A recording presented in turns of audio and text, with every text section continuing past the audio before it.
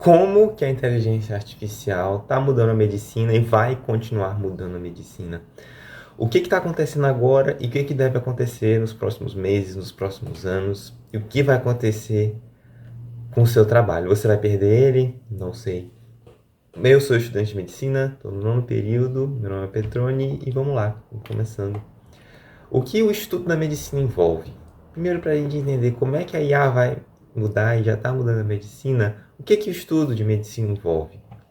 Bom, o estudo da medicina envolve o conhecimento sobre doenças, envolve o conhecimento sobre epidemiologia, etiologia, fisiopatologia, quadro clínico, diagnóstico. E aí, diagnóstico, a gente tem que saber os critérios diagnósticos, testes diagnósticos, bem como a sensibilidade, a especificidade, a razão de verossimilhança, o valor preditivo positivo e negativo de cada um desses testes diagnósticos em termos de exames e em termos de exame físico, testes e manobras e por aí vai. No final das contas, a gente na medicina tem que saber, no mínimo, um pouco de tudo isso. Digamos que apareça uma grávida com apendicite. Eu tenho que saber qual é a distribuição epidemiológica da apendicite e quando ela acontece mais na gravidez, se são nos primeiros trimestres ou se são nos trimestres finais. Eu tenho que saber por que essa apendicite está causando e como é o quadro clínico inicial de uma gestante com apendicite. Eu preciso saber que exames pedir e não pedir especificamente para o caso dessa grávida. Eu preciso fazer outros diagnósticos diferenciais de abdômen agudo numa gestante. Eu preciso saber qual é o tratamento, não só saber o tratamento, mas saber que palavras eu uso para explicar para uma pessoa que nunca ouviu falar naquela condição o que é essa condição e o que a gente vai fazer. E isso não só com conhecimento, mas com habilidades pessoais, interpessoais, intrapessoais, que eu vou falar mais para frente. Eu tenho que saber a farmacologia. E dentro da farmacologia, eu tenho que saber qual o tempo de ação de um fármaco, como ele atua, para que eu entenda interações medicamentosas e também reações adversas do paciente. Eu tenho que lembrar as posologias. Tudo bem que se eu não estiver no contexto de emergência, eu posso pesquisar no celular, no whitebook da vida, mas eu preciso saber isso de cabeça. Então, a princípio, o conhecimento que o médico tem que ter é tudo isso que eu estou mostrando aqui para vocês. Mas não é só isso. Eu preciso de conhecimento sobre como avaliar pessoas e suas doenças. Eu preciso do conhecimento medular acerca de uma doença, de uma patologia, porém eu preciso de um conhecimento sobre pessoas e sobre investigação de sintomas. Eu preciso de um raciocínio sindrômico também. Eu preciso estar atualizado em termos de evidências científicas, não só de abordagem terapêutica, do que funciona e do que não funciona, mas de teste terapêutico, do que funciona melhor e para que realidade eu posso aplicar esse teste. Uma pessoa que tem uma renda melhor, eu posso usar determinado teste, mas se eu tenho limitações no meu trabalho, no sistema de saúde, eu tenho que ter também formas de resolver isso. E a partir do diagnóstico sindrômico é que eu consigo abrir um espectro, um leque de possíveis causas e para que eu possa ter um exame físico de abordagem específico para a queixa daquela pessoa.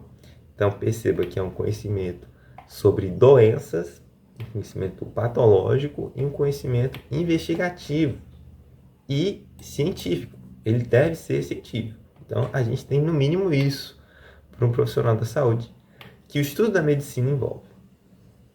Não só isso, mas botando mais ênfase, um conhecimento sobre a linguagem da ciência. Como traduzir a linguagem da ciência para a linguagem humana? Como explicar que o motivo de um refluxo não funcionar é porque o esfíncter esofágico inferior não está funcionando bem.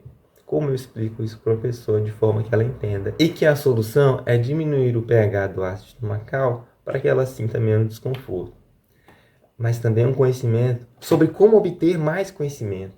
um conhecimento que se atualiza, um conhecimento que está voltado para a sua própria origem. Eu obtive esse conhecimento? Eu obtive esse conhecimento porque eu aprendi na minha prática de internato que era assim. Não, eu obtive esse conhecimento porque eu li determinado artigo que tinha uma boa qualidade metodológica que me mostrou que é assim que funciona. Então, eu preciso, quando eu estudo medicina, disso tudo. Aí você pode me perguntar como a IA vai interferir nisso. É aí que a gente vem para a IA na medicina. O Justin Sang, famoso youtuber que fala sobre aprendizado e formação de memória, ele coloca para a gente que a gente aprende a partir de 5 etapas.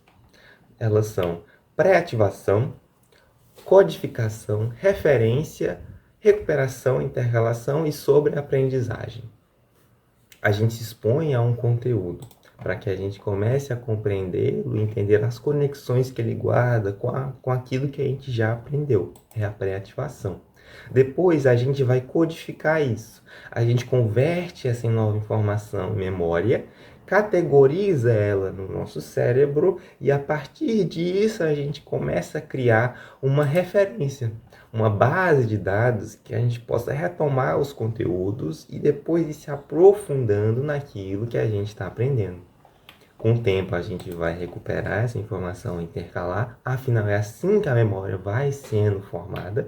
Depois nós vamos nos aprofundar em coisas mais específicas, vamos consolidar conhecimentos mais antigos e mais difíceis, né? Coisas mais decorebas e adicionar coisas bem específicas. Tipo, saiu um estudo um dia desse que aborda tal proteína específica que esse imunobiológico modifica em tal tratamento. Beleza. Isso é algo que define como a gente aprende, mais especificamente em medicina, e isso funciona muito.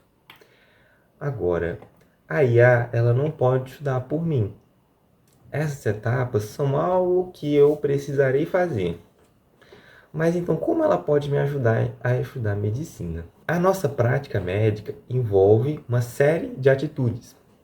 Baseado no livro O Método Clínico, do Dr. Ricardo Bastos, eu coloquei uma lista aqui do que a gente faz no nosso trabalho. A gente acolhe, a gente entrevista, a gente examina, a gente faz uma lista de problemas e a partir dela faz diagnósticos diferenciais, a gente faz o planejamento terapêutico.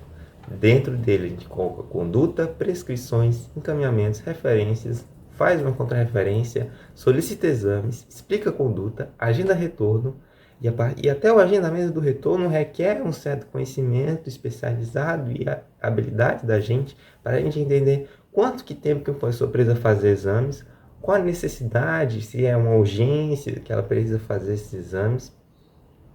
E se ela precisa voltar logo para que eu faça determinado teste terapêutico. Anamnese, comunicação com os profissionais da saúde e gestão em saúde. Você já viu que eu coloquei em verde o que eu acredito que a IA vai nos ajudar e em vermelho que ela não vai ajudar tanto.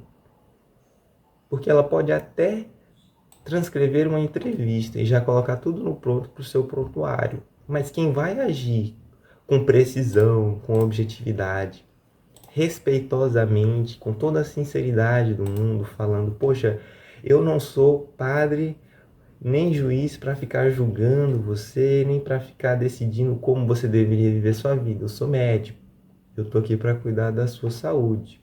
Com empatia e genuinamente interessado, uma IA não faz isso. Eu acredito que uma IA não faz isso, que só uma pessoa que estudou, que praticou centenas e centenas e centenas de vezes consegue fazer isso.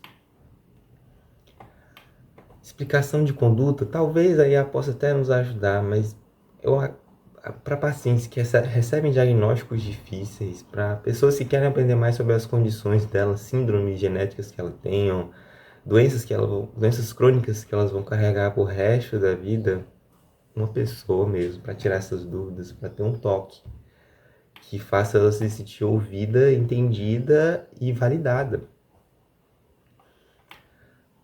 Não conheço inteligência artificial que ajude em gestão da saúde. Se alguém conhecer, me conta aqui nos comentários. E a comunicação com os outros profissionais da saúde. Dia após dia, soft skills são coisas assim, essenciais que todo mundo, assim, em termos de medicina, precisa saber e desenvolver, e a IA não vai mudar isso tão cedo. Agora, em termos de conduta, prescrições, encaminhamentos, referências, a gente já conhece muitas IAs que estão resolvendo esses problemas para a gente, né? Não sei se são problemas, mas estão agilizando a nossa vida nesse sentido para que a gente possa focar em outras coisas.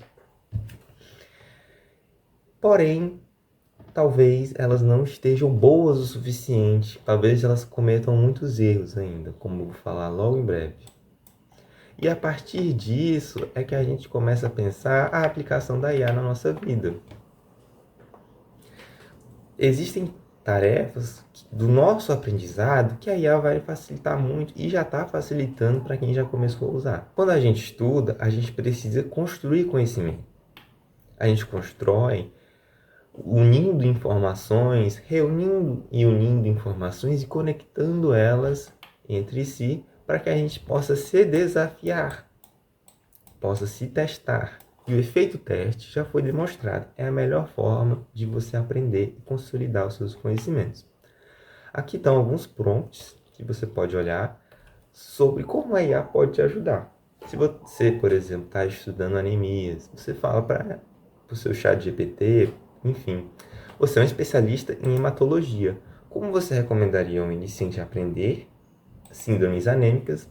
Crie um programa e um plano de aula para que eu aprenda essas informações de forma eficaz. Me dê uma lista de tópicos e conceitos que eu deveria explorar para entender as síndromes anêmicas mais completamente. E diga por quê. Aí que está um ponto interessante da IA. Ela ajuda a gente a entender por que determinados assuntos são importantes e outros não são. E é justamente isso que ajuda muito a gente a lembrar de uma informação e esquecer de outra. Então, você pode utilizar esses prompts para ajudar você no seu dia a dia. Eu percebo que me ajudam e muito. Se você quer conectar informações, você pede para ela sintetizar conhecimento. Então, crie uma tabela ou explore conceitos adicionais relacionados ao que eu estou estudando. Crie analogias, mnemônicos que me ajudem a lembrar. E desafiar. Você pode pedir para ela fazer questões para você conversar com ela sobre um determinado assunto. Você pode explicar o seu processo de pensamento para ela e ela vai dar uma opinião sobre isso, dizendo se você está indo no caminho certo ou não. Dentro disso tudo, existem algumas tarefas que cabem à IA e dificilmente cabem em mim. Você já deve ter percebido que a IA ela vai te ajudar e muito. Ela vai otimizar os seus estudos. Eu não gosto da palavra facilitar, porque os seus estudos não podem ser fáceis. Eles têm que ser difíceis na medida do desejável. É a dificuldade desejável que faz você de fato aprender. Fazer, entender, praticar e exercitar são coisas que meio que a IA não vai me substituir, porque eu tenho que fazê-las. Manobras de exame físico. Ah, eu fiz o teste de Rini e Weber. Eu fiz o teste de sensibilidade e eu fiz uma ausculta cardíaca. São habilidades de trabalho, de técnica. Você que tem que fazer, porque se você não fizer isso centenas de vezes, você não vai aprender. Mesmo que a IA te explique muitas e muitas vezes e você lembre, na prática você tem que ter o toque, você tem que ter a mão para saber fazer essas coisas. Revisar conteúdos e correlacionar eles entre si. Eu já falei na parte da correlação, que ela ajuda. Mas revisar, você só sentando na cadeira e abrindo seus flashcards ou abrindo suas anotações para fazer. Ela não vai fazer por você. Curadoria dos assuntos em meio às suas anotações virtuais. Aqui eu penso mais no longo prazo. Eu estou pensando numa pessoa que já está, que se planeja, né, para estar em medicina daqui a 5, 10, 15 anos. E ela vai ter que organizar o conhecimento que ela tem, ou nas suas anotações físicas, bom trabalho para quem faz isso, mas eu não consigo fazer isso, ou para as anotações virtuais, como essa aqui que está nessa apresentação, e que é o que eu faço. Então, se você lê um artigo semana passada, você anota ele nas suas anotações virtuais e faz a curadoria. Esse assunto é sobre fisiologia e é uma atualização sobre o tratamento do Alzheimer, tratamento diagnóstico do Alzheimer. E essa curadoria você faz. Eu acho que aí, muito em breve, vai começar a ajudar a gente nisso daqui, mas eu não tenho certeza quão cedo isso vai acontecer. E para finalizar, como que a medicina vai nos ajudar daqui para frente? Eu acredito que a gente vai continuar precisando sempre de bons clínicos gerais. Sempre. Eu acho que sempre vão ser precisos. Ah, mas e o especialista? A medicina está indo para a especialização, super especialização, como se o RQE fosse o novo CRM. Você já deve ter ouvido isso. Mas os bons clínicos gerais, que conseguem falar de hemato, de cardiologia, de endocrinologia em uma só consulta, eles vão continuar existindo. Tem gente que não consegue ter condição de ir para um endocrinologista, para um psiquiatra ao mesmo tempo que vai para um cardiologista, que vai para um médico do esporte. Só vai um médico, que é o clínico. Ah, ele é o meu clínico. E eles vão continuar existindo e as pessoas vão continuar precisando deles. Entre os super especialistas e os bons clínicos gerais, sempre vão ter os educadores clínicos. Aqueles que fazem da medicina uma área convidativa para quem quer aprender. Quando você sempre tem aquela figura que você olha e pensa, poxa, eu quero ser igual aquele cara quando eu crescer, porque aquele médico fala bem, ele explica tão bem, os alunos dele adoram as aulas dele, porque esses são os educadores clínicos. Eles sempre vão continuar existindo também. Eles sempre vão ser a luz dentro da medicina. Quanto aos médicos gestores e aos cirurgiões, eu deixo para vocês. Eu não sei o que vai acontecer. De fato, eu não sei, porque a minha parte é muito mais clínica do que cirurgia. Mas se você tem uma ideia, me conta aqui nos comentários. Para finalizar, eu trouxe aqui alguns textos sobre a IA. O Scott Young fez esse artigo sobre 22 pensamentos para como a gente pode usar a IA para aprender melhor. E neles, ele traz algumas considerações muito boas para a gente. A IA, ela pode tornar o aprendizado mais fácil? Isso é uma faca de dois gumes, porque embora ela reduza a dor necessária do aprendizado de algumas explicações e entendimentos, ela também torna óbvio que o meu esforço vai ser muito menor para ter esse aprendizado. E é justamente o esforço que consolida o aprendizado a longo prazo. Ao mesmo tempo que a IA torna o aprendizado mais fácil, ela muda o valor do que é aprendido. Então, novas funções vão surgir e outras vão parar de existir. Outro artigo é de Sherry Rose, AI Hype Cycles and Reality in Healthcare. Aqui é mais uma pedrada mesmo, uma crítica à IA, e eu diria uma crítica muito bem fundamentada. Em vez de assumir que a IA tem relevância para todos os problemas, proponho que nossa posição padrão deveria ser de que não terá, sem justificativa clara e avaliação rigorosa. É como se você resolve que vai utilizar uma medicação para tratar a insuficiência cardíaca, mas você resolve porque ela parece resolver. Tem lógica no funcionamento. Digamos, ela resolve determinado problema de ejeção que o coração tem. Mas no final das contas, a IA parece resolver isso, né? A gente não tem evidência forte, científica ainda, de que a IA resolve nossos problemas na área da saúde. Nossos problemas como profissionais da saúde, né? Mas parece que ela resolve. Não é por isso que ela resolve. É justamente isso que esse artigo traz. Organizações da saúde já estão adotando ferramentas comerciais de IA generativa para transcrever consultas, para avaliar o desempenho de trabalho. Porém, elas erram muito ainda. Elas erram muito. Elas têm errado muito menos.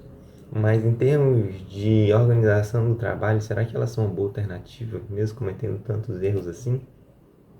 Os estudos vão ter que responder para a gente. E por fim, ele fala que nós devemos ser diligentes e específicos sobre os benefícios, riscos e custos e recursos necessários. A gente tem que considerar o impacto ambiental, práticas trabalhistas e o uso de material protegido por direitos autorais. Só para ilustrar um pouco, nessa palestra TED, essa pesquisadora fala para a gente entende que a AI é perigosa, mas não pelos motivos certos. E um desses motivos é o impacto ambiental que a inteligência artificial tem. Para treinar um IA, a gente usa mais energia que 30 casas em um ano inteiro. Como se a gente gastasse energia para dirigir um carro 5 vezes através do mundo inteiro para alguém contar uma piada com o chat GPT. Bom, eu espero ter te dado bons insights sobre o contexto da IA na medicina. Espero que você tenha gostado desse vídeo. E conta nos comentários se achou e compartilha com alguém. É meu primeiro vídeo aqui.